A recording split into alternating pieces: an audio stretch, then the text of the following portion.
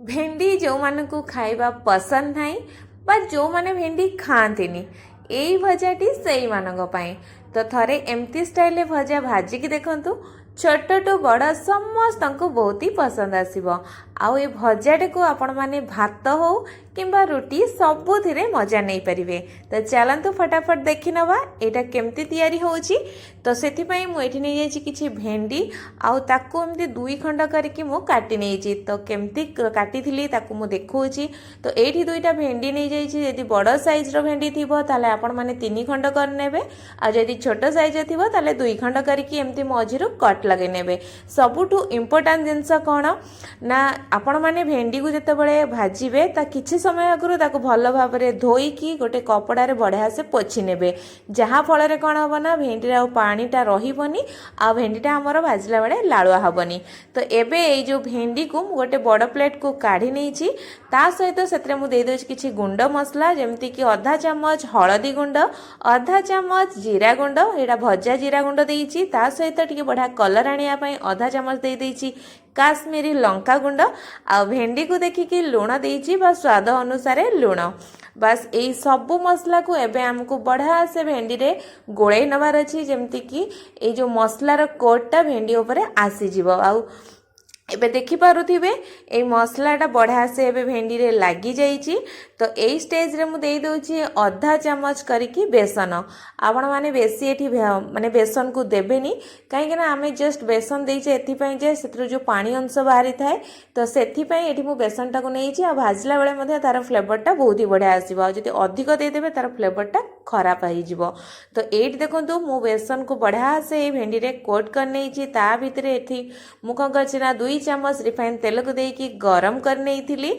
एबे सबु तक भेंडी को मु एथरे पके नेइछि। एठी आमे सबु बेले कं करबा ना लो फ्लेम रे ही ए जो भेंडीटा को भाजीबा। जेहेतु आमे एठी माने बेसन पकेइछे ना भेंडी रे तो बेसनटा हमरो संगे संगे पोड़ी जिवो किंतु भेंडीटा हमरो भाजी हबनी। तो टिके टाइम नबे किंतु भेंडीटा को बढ़िया से भाजीबा। पाखापाखि 3 मिनिट लागिबो ए भेंडीटा को मते भाजिया पई। हाँ आपण केते क्वांटिटी रो भेंडी नेइचंती ताकू देखिकी आपण को टिके समय लागिबो। तो एठी देखंतु पाखापाखि 3 मिनिट पर ए भेंडीटा हमरो बढ़िया से भाजी गलानी काहे ना तार देखंतु कलर टिके टिके चेंज हे गलानी। एबे ई सब भेंडी को आमे गोटे प्लेट को काढी नबा।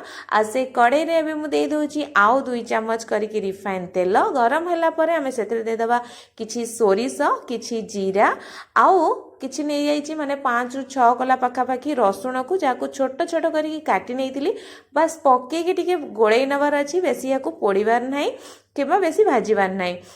तो एठी मु नहीं जाइछि गोटे मीडियम साइज रो पियाज आ ताकू लंबा लंबा पतला पतला करी काटी नहीं। तो पियाज रो क्वांटिटी के एतरे अधिक रहिबो काहे कि ना ए जो भजाटा एमती रे ही खाइले बहुत ही बढ़िया लागिबो। तो ए पियाज को मध्ये हमको बेसी समय भाजीबार नाही बस हल्का नरम होवा जाए ताकू भाजीबार अछि।